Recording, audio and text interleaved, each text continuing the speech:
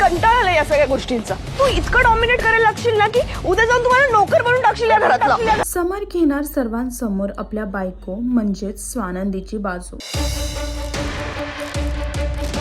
तीन दोघातली ही तुटे नाही या मालिकेमध्ये सुष्मिता स्वानंदीला फार उलट बोलताना दिसत आहे. तिथेच ती तिच्यावरती आवाज सुद्धा वाढवते आणि म्हणते की तू एवढी डॉमिनेटिंग आहेस की तू उद्या उठून मला नोकर बनवशील आणि मला या सर्वांचा आता त्रास होतो. आणि हे सर्व उभे राहून घरचे ऐकत होते. तिथेच दुसरीकडे समर सुद्धा तिथे येतो आणि सुष्मिताला जोरात ओरडून म्हणतो स्वानंदीची माफी माग. कंटाळा आला या सगळ्या गोष्टींचा. तू इतकं डॉमिनेट करायला लागशील ना की उद्या जाऊन तुम्हाला नोकर बनवून टाकशील या घरातला.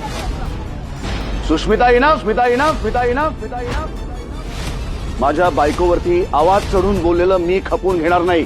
माफी माग त्यांची.